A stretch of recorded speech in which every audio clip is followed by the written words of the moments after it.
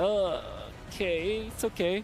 Wild charge works, I I'm guess. thinking, what's the jungler gonna be here? Is the portal a structure? No, I don't think so. That would I don't be, think so. yeah. I mean, number one, Xavier. you can attack it. Number one, you can attack it, but Paquito's great with the chip. Xavier is weird because doesn't need a chip. So he might just, you know, there's very little interaction between them. Yep. Okay. Okay. If this works out for Echo, I'm foreseeing a liquid stampede. This would go very fast. I do hope that. Okay, there's a potential for actually, Leomord looks okay, or about an alpha. Would Chibi do that? Chibi would play the Leomord. Yeah. Chibbity skibbity, maybe he would. Is that enough burst? Yeah, kinda. I like the grok. What did you say? Chibbity skibbity. Shibbity skibbity. You know what? Let's make it for Rayash, dude. You know what? Oh my god. I'm sure Mirko likes that. Chibi. Oh! There it is! Leomord. And again, Chibbity skibbity, let's go. Chibbity skibbity, this is definitely one of the things. But let me just say, Homeboys has a 0% win rate on the Leomord. So it's good and bad. And we're talking about good and bad. We're talking about casters as well. You know what, Mirko, nice suit, it's all yours. Chibbity skibbity, he's a sick craft. And even out the series 1-1. Again, the fight, the rulers of Group C here for an ALG match of the day. Look at that, things falling into place already for these junglers. Look at this aggression from JP. And man, it's been a minute since we've seen the chip being used. Wow, he's actually getting really low here, but just want to put the pressure on Chibi, so he's going to be fine. And yeah, I think this is going to be the question is, how does this Leomord work against Tlph on a very... I'm actually surprised that he picks up the Boxia again. Yeah, me too. But, you know, I was also surprised that they went for the Xavier, and they got the chip. Nets up top, really getting bullied, though. This is what we expect from Mr. Man on the chip. JP, he's going to be everywhere on the map. In the mid lane, though, I didn't expect Sanji to be able to actually, like, level up against Udil Hero. It's a crash course onto him, first blood! Damn you, JP! No! It's his fault again! He just flew over and connected on that. Talk about timing here. Tlph, not level 4 just yet, might get it during this exchange. Oh, going in for the 1v1, and he gets stabbed through Tlph. A bit too aggressive, but technically, it fits. He was threading the needle there, trying to get that level 4. But unfortunately for Tlph, not going to happen. So that's great for Chibi. Getting that one kill early on this Leomord. Could scale up really well here. Yeah, look at JP. Oh, again, just crash coursing everywhere, man. And now he's looking to go back to the mid lane, perhaps. Liquid Echo with that little skirmish, though. Chibi does get one kill, so it's actually kind of worth it for Homeboys, I feel, in a way, right? Because Chibi does get the snowballing a bit faster here. You can already see Zorn as well, trying to be that annoying force in the jungle with this Grok. Pops in the barrier, unable to go for the reset on the turtle. But Sanford is already posturing up. Seems for Subpotty does have the penalty zone. They can go for it. JP going to be zoning Chibi away. Crash course into the back line, forcing Chibi to use the horsey horse. And there you go. Jumps into the back. Tlph. Oh, it's a mobilization with a Mystic Field. JP picks up a double. He gets 3 kills and it's all on him. He might be going for a triple just there. 3-1. Is JP the carry here? The Mystic Field straight into the punch of Sanford. My goodness. Liquid Echo again, like they did in the previous game, starting off strong, starting off fast. And, you know, JP, to question, he just got the level 4. He now has the shortcut available. So what more is he going to bring to the table and bring to this fight? Wild Charge. Zorn with Wild Charge, but it's only on to Tlph as they get immobilized by the Mystic Field. Now Chibi joining the frame, missing the skill shot. Tlph gets caught by the Synchro Vision, and this time JP won't be able to pop that shortcut in, so no Sanford to help them out. Great here, great pickup for Homeboys, actually to get a kill in the hands of Nets. You know, we saw the Lunox in the last game. It did not work out the way they wanted to, so hopefully this time around, prioritizing the Harith pick here, they have this. Nets can start to scale up pretty well. He's going to be big in utilizing the Harith in conjunction with the Grok pick into the Wild Charge, and then even the penalty zone to speak here. They both have Fury Hammers across the board alongside the Trizla and the Leomord picks. That's actually enough early damage to help with some of these skirmishes. They just have to play around once again the fact that JP has been on fire now that he's holding on to the shortcut. At any moment, the cavalry could literally come through the portal, and what seems to be a 1v1 is then a 1v4 or 5. You can see Udil holding on to the ultimate as well. So this could be pretty interesting, the fact that Homeboys does have a Valentina on their side. Turtle up, though, in just about 10 seconds here. Chibi patiently waiting. JP's right there in position. I don't know. Do they know? I think they know. Chibi knows, but does JP know that Chibi knows? Udo rotating as well. Has a shortcut. They catch him now. JP able to get the crash course down. Puts down the shortcut, but that's going to be Udo who puts it down. JP forced to go back. And now, you know, there's really not much that Homeboys was able to get there. Sanford, this is damage that with the knockout strike as well. Oh, the flicker, Sanford! Getting the kill on Udil. 1-2. And now he's gone. Chibi, shield unity, cancel it out. Still JP walking up with the crash course, and the wild charge connects into the back line. Chibi still able to secure the turtle, but now gets engaged on. The shortcut is there, but nobody's following it up. Benny!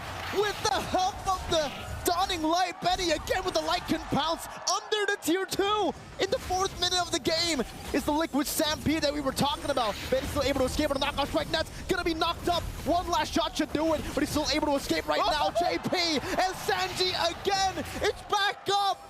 Wait, usually it takes a while for Xavier to get those low cooldowns, but he had 2 dawning lights in that whole exchange. My goodness, Liquid Echo again, a full force ahead. A new version of that express forward. Homeboys trying to catch their breath here because it just seems like everything is layered perfectly from Liquid Echo. And again, as they were setting that up, before that all broke out, it was on JP giving the information while Carteezy went for the turtle, and then it all broke out, utilizing the shortcut as well. Oh man, and that is going to be the Sky Piercer already locked in for Benny Cutie. Udil does get the Enchanted Talisman out. He's got to be able to scale up on this Valentina pick. Some of those terrifying mechanics would play a part as well. Still holding on to the shortcut, but here JP goes in again. Yeah, with the shortcut, Sanford trying to go for it. Now it's Carteezy jumps in, knockout strike by Sanford. Then he be caught in the Mystic Field, Nets disappearing. Zorn under the turret, it won't save you, not this time. Benny again, just scratches him, claws his way to another kill. It's another 3 for 0 for the cavalry. How does Homeboys play against this? I mean, look at him, look at this, look at JP. Oh my God, this nerd, JP, look at him. He's so annoying. He's just walking TB down. Look. Oh my, how do you deal with this? How do you deal with this? That's the question, and there's a reason why Chip is constantly banned out for the most part, him and Luo Yi. The structure that they can bring to a game, the chaoticness that they can bring to a match, really makes things difficult to play, especially when you're behind. We're talking about 6,000 gold behind at the 7-minute mark as they can't do anything about this turtle being taken by Carteezy. Homeboys will find themselves in a position that they found themselves in the previous game where they're looking to find any kind of win, any kind of glimpse of hope to keep into this game, to hopefully get to the 1-1 in the series. But right now, Liquid Echo in full force, in full control of this. Oh, again, it's JP bringing him back into the bottom lane. He does finally get punished for it, but it's a good trade. He got the gold laner just with that. Sanford rotating all around. Everybody's going to be ignoring him. Sanji, let's see if he can win this one. Usually in lore, you do it. A dawning light against 3 members. Nah, I'd win, he says. But just like the Lord, he dies. Just like the Lord. Good pickups here for Homeboys, but here's the answer. Here's the cavalry. Udil going to be scratched out by Benny again with the Lycan Pounce. As Sanford deals with the back line. 13-4, Chibi still able to get his own jungle camp there. Benny pushing down in the bottom lane. 8 minutes, and you can see the 2-level lead already by Benny earlier. And it's looking bleak right now. Sanford, oh my goodness. Another steal. Sanford is just a menace right now. No matter what hero he's playing, he's always on point, providing so much value here for Liquid Echo's lineups. And really, when you look at Homeboys, you have to kind of consider the fact that where do they start? Where does it start for them to slowly crawl back into the game? This is a massive lead from Liquid Echo that a lot of teams, when they're facing against this kind of lead, they fall apart. So Homeboys, can they adjust? Can they readjust the game plan here? Because we're not even talking about the fact that this lineup from Liquid Echo scales big into the late game, especially with Xavier in their hands. This is a hero that just, once he has, I don't even know, a 5-second dawning light, nearly max cooldown reduction, it gets very difficult to play against here. And so when you're looking at Homeboy's lineup, it's got to be that penalty zone. It's got to be the wild charge to set things up and then layered into a Zaman force. Chibi should not be the one starting things out.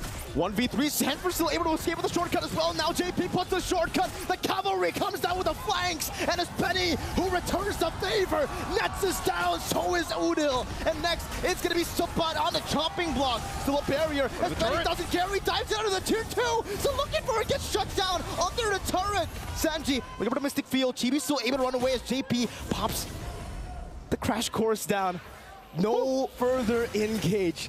That would have been crazy. A dawning light as well there for it to get Chibi a little bit lower. A little bit lower, but I mean, look at the confidence here again with Liquid Echo, the way they're playing, even under the tier 2 turrets. Lord's up now, it's for the taking. They did lose 2 members. It was a trade 2 for 2. But just looking at the item difference here, look at that. Look at Benny Cutie, has the Sky Piercer, has the Endless Battle now as well to pair it up with the 3 items, and there's the Lightning Trunchet. So also for Homeboys, they gotta catch up here. Another Dawning Light gonna be used. It's got such a low cooldown already at this point, 10 minutes in the game. Lore accurate. Yeah, lore accurate, that's right. And with that, we'll see once again the battle for this Lord. As we saw from the previous game, the Lord dance has evolved. And Sanji alone able to provide so much utility to this lineup. Udil's gonna go ahead and take that shortcut for himself. We saw this in the previous skirmish, the team fight turned into a quick 5v5. But as Homeboys kind of readjust, they're gonna go ahead and let Liquid Echo start this Lord up. Sapat given the information, we got Chibi all the way on the bottom side. I think they just give this up, possibly. Shortcut. Again, Zorn with the conceal as well as Karltizi goes in for the flanks, but is unable to find it. Zorn getting caught in the Mystic Field. Nets jumping forward, gets caught by the shield unity. Karltizi retorts his poisons. Damage reduction all across the board, but Chibi's able to take him down. JP rotating the back line now with Benny again, scratching Zorn down. It's going to be Sapat finding the penalty zone, getting rid of JP. Sanji flickering out, nine with Chibi. Going to be taken down by Sanji as he pops into Dawning Light again. Sanford on the chase. The Mystic Field right into Sanford. The San duo. Again in the 11th minute, and they're looking for a Sanford with a flicker, but a knockout strike to knock him up straight into the Mystic Field. Oh my goodness! Talk about synergy between the entire team from Team Liquid Echo and the San duo, part of that highlight, and now they'll take the Lord from Homeboys, furthering it. It does take a little bit longer. Karltizi will make his way, but Homeboys, man, is it getting increasingly more grim as they approach this. Look at the layering here. Sanford goes in, gets the punches off the Mystic Fields there, and Benny Cutie goes in as well. Talk about, again, the juggling between this lineup. You hear that? Nothing. Because that was what happened. There was nothing Homeboys could do there. They had to just accept it, and it's ridiculous how Liquid Echo, now Benny with the BOD. That's his 4th item in this game, ladies and gentlemen. 12 minutes in, it's a BOD. What's crazy about it is Chibi went with this Leomord pick. He has some items. He's got even the Malefic Roar, but it feels like every single time they try to fight it out, he's just not able to utilize those picks. And that's the Wishing Lantern picked up now for Sanji. Oh, look at that, look at that. There it is. I'm sure you guys have seen the clips going around with the Wishing Lantern and the Xavier, and why this pick is quite massive in terms of the damage department with the low cooldown like the Dawning Light. So easy to proc that 10% current HP with the 800 proc. And with that, Homeboys will lose. Oh, they hold on just barely to that turret, top side of the base. Dawning Light going to be used again. They're really trying to keep what they can up. Flickers out right now, but gets caught again by a few of those shots. Sanji in the back line still able to flicker out now. That's going to be Sapat with the wild charge, helped out by Zorn. Still Sanford in the back line, trying to deal some damage. Get the shield down and gets out with the shortcut too. Oh my lord! Liquid Echo are running Homeboys down. What a shortcut! You know, you saw Sanford in there. Escape. He got the work done, and then he escapes. Oh my, Homeboys. Can they hold on to the rest of the base turrets here? They got 2 left. The top one's down. And they'll try to keep it at bay, but the Guardian's barrier is not going to be enough. Bottom turret now goes down. Mid could be next. Homeboys, can they hold it together? With the first Lord, the Dawning Light again onto Nets to poke him down. 13 minutes in, 2 base turrets. The mid lane, the only base turret left standing, is already at half HP too. Liquid Echo, they're making the Xavier look like an early game pick. And you can see from the items as well, it basically is an early game pick. He's almost tied for gold with the gold laner and a 5-1 and 11. He's 5-1 and 14. Hey, if there's a game for a mid laner, that's it. Because, man, look at the difference between the gold. Udil just picking up the Divine Glaive. So even down that much gold, Udil should be able to at least provide some damage. But I feel like it's just getting to that point for Homeboys where, again, look at that. How often do you have to play against that? Oh, I mean, in the early game, we were already questioning the cooldown. Now, how about now? How about now? I guess we'll see. It's up again. Look at oh my God. That had to be 10 seconds or so. I think it might be, yeah, probably 10 seconds. In real time, right? Because I know my time difference works a little bit different, but... What would it be for the building time? Oh, man, I don't know. It's okay, there you go. There it is again. You have it again. Someone... I think LaFell and Wolf could definitely, you know, and Leo could definitely count it down. You know, how long does it take for Sanji to get the Dawning Light at the 15th minute of the game? He's up again. He's going to just spam it across the board. Sanford with the flank. Trying to go for Udil. Oh, there it is. Zone of the power of nature. Now Chibi going to be caught again, and that's going to be Sanford going for the solo kill. Udil decimated in the back line. Benny Cutie getting rid of Chibi as JP does it again. Now with the Dawning Light taking Zorn low, it's up to Benny to finish him. While Sanji gets nets. Liquid Echo are styling on Homeboys. Sanford, Benny, Sanji, Kaltizi, and JP. The cavalry is here to take over at MSC. As they buy the winner crowns, they all go for the freeze. Winner crown, boo! And they are the rulers of Group C here. Team Liquid Echo, what a dominant performance, and a performance that all the teams for MSC here at EWC will be paying attention to.